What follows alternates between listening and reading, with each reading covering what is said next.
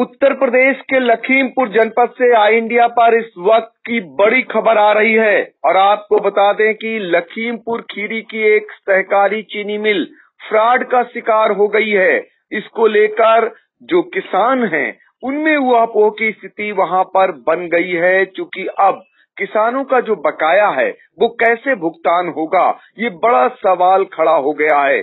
तो लखीमपुर खीरी की सहकारी चीनी मिल फ्रॉड का शिकार हुई है, कैसे फ्रॉड का शिकार हुई है और इस मामले में क्या कार्रवाई हो रही है, तो सीधे हम चलते हैं लखीमपुर, जहां पर आई इंडिया के ब्यूरो चीफ श्याम जी अग्नोत्री जुड़ चुके हैं इस समय फोन लाइन पर।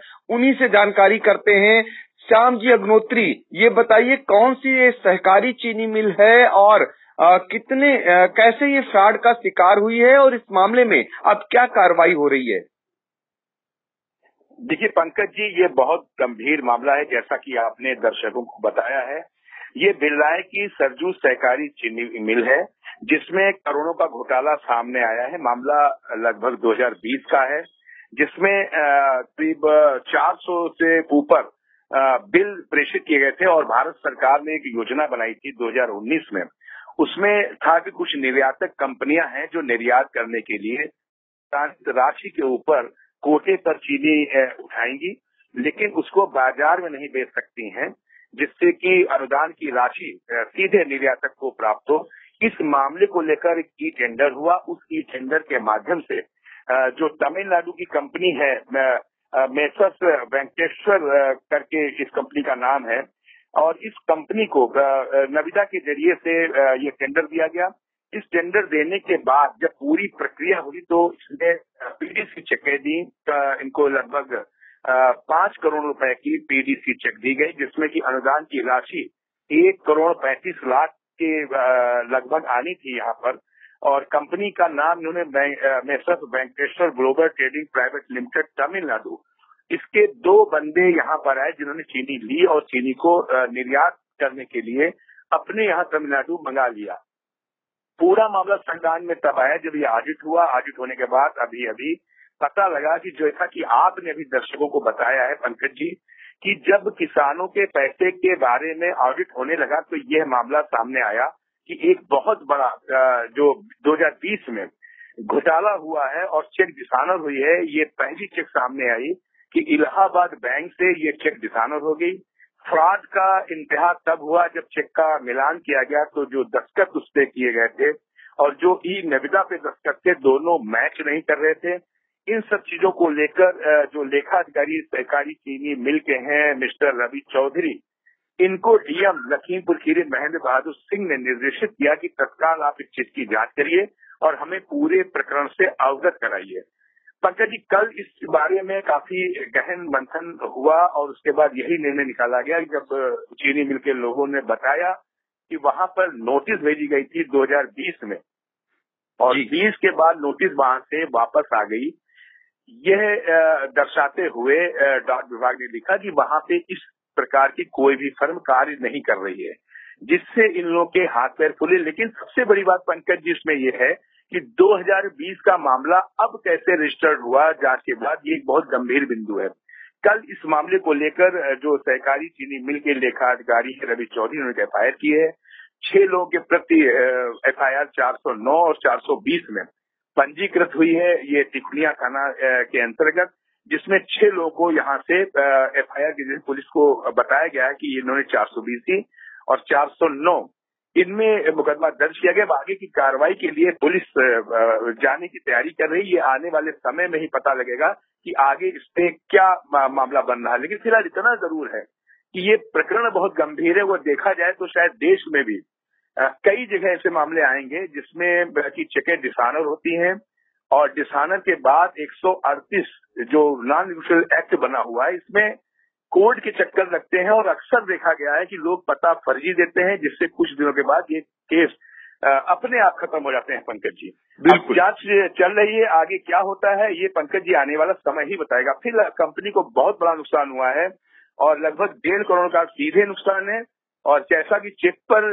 दस्तखत जो है वो लगभग 4 करोड़ कुछ रुपए की चेक हैं पंकज जी। जी पंकज जी। बिल्कुल, आप बिल्कुल श्याम जी अग्नोत्री जो लखीमपुर से लगातार इस बड़ी खबर पर नजर बनाए हुए हैं और ये लखीमपुर खीरी के निघासन इलाके की सरजू सहकारी चीनी मिल बिलराया में है और जो तमिलनाडु की एक Venkateshwara global trading private limited company है उसके द्वारा ये बड़ा फ्रॉड किया गया है इस चीनी मिल के साथ और जिसमें फ्रॉड में 1,32,63,750 रुपए का फ्रॉड होना बताया जा रहा है जो अब तक जांच में निकल करके आया है। अब चूंकि वहां के जो जिला अधिकारी हैं महेंद्र बहादुर सिंह ने उन्होंने एफआईआर दर्ज कराने के निर्देश दिए थे जिसके बाद 6 लोगों के विरुद्ध एफआईआर भी दर्ज हो गई है चूंकि जांच के बाद ही पता चल सकेगा कि आखिर ये फ्रॉड जो हुआ है इसमें जो फ्रॉडी हैं उनको पकड़ में आते हैं कि नहीं आते हैं। फिलहाल जो वहां के किसान हैं वो अपने भुगतान को लेकर उनकी चिंताएं बढ़ना लाजमी है। वैसे भी सहकारी चीनी मिलों की हालत खस्ता हाल थी और इसके बाद इस तरीके का फ्रॉड होना निश्चित तौर पर अब चीनी मिल को सुचारू रूप से संचालित होने पर इसलिए सवाल खड़ा हो रहा है कि जो केंद्र सरकार है वो अब अनुदान देती है कि नहीं ये भी बड़ा सवाल है। श्याम जी ये बताइए कि जैसे ही ये खबर आई आसपास के किसानों में किस तरीके की प्रतिक्रिया है, दूसरी क्या केंद्र सरकार इनको अपना अनुदान देगी? देखिए पंकज जी आपने बहुत बड़ा मुद्दा उठाया है और ये आई इंडिया के ऊपर आपने मुद्दा दिया है।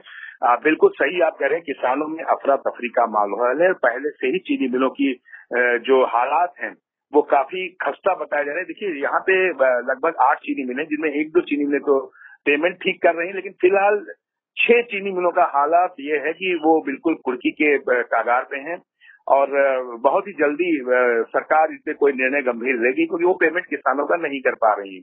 रही बात आपने जो अनुदान की है निश्चित तौर पर अनुदान नहीं मिलेगा क्योंकि जैसा कि बिल्कुल अभी प्रथम दृष्टया नजर आ रहा है कि अनुदान तभी मिलेगा जब कोई एक आवेदन यहाँ कंपनी देगी अनुदान राशि के लिए उसका एक प्रोसेस होता है कि इन्होंने चीनी मिल जो मेसर्स वेंकटेश्वर कंपनी है इसने इसको निर्यात किया है या नहीं अभी तो यही स्पष्ट नहीं हो पा रहा है और निश्चित तौर पर अनुदान तभी मिलेगा जब ये चीनी निर्यात की गई होगी। 100% भारत सरकार ने अपने आदेश में बोला था जब ये निर्यात की पॉलिसी बनी थी कि इसको मार्केट में नहीं बेचा जाएगा, निर्यात पर ही अनुदान मिलेगा।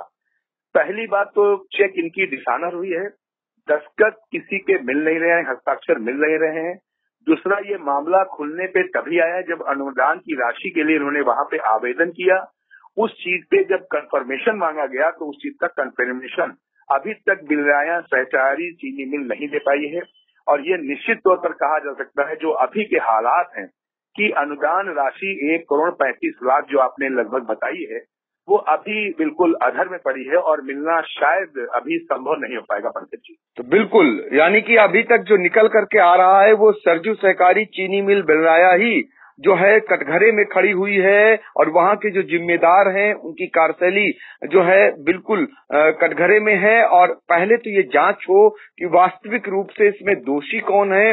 लेकिन सबसे बड़ी बात ये है कि आखिर इस मामले को दबाए क्यों रखा गया, क्यों इतनी देरी हुई और जब अनुदान मांगा गया तब ये मामला उजागर हुआ। ये अपने आप में बड़ा सवाल खड़ा कर रहा है। हम उम्मीद करेंगे कि इस मामले की अगली कड़ी बहुत जल्द ही जो लखीमपुर के आई इंडिया के ब्यूरो चीफ हैं श्याम जी अग्नोत्री लेकर आएंगे और किसानों से भी बातचीत कर जानेंगे कि अब उन पर कैसी बीत रही है, क्योंकि उनके खून पसीने की कमाई अटकी हुई है। उनके बड़े अरमान होंगे, किसी की बेटी की शादी होगी तो किसी को अपना कर्जा चुकता करना होगा, तो किसी को फसल के लिए एक पैसा जो रखा था, मिल से जो पैसा मिलना था उनके अपने गन्ने का, वो अब अटक गया है। उनका कैसे जीविकोपार्जन होगा, इन तमाम मुद्दों को लेकर के एक ग्राउंड जीरो से भी एक रिपोर्ट बहुत जल्द ही श्याम जी अग्नोत्री उम्मीद करेंगे वो लेकर के आएंगे, ताकि जो शासन है प्रशासन है वहां तक बात पहुंचे और इस मामले का निस्तारण हो सके और किसानों को किसी प्रकार की असुविधा या उन्हें इस झमेले के चलते उनको न सफर करना पड़े। तो पहले श्याम जी अग्नोत्री आपने बहुत बड़ी जानकारी दी, आपका बहुत बहुत शुक्रिया।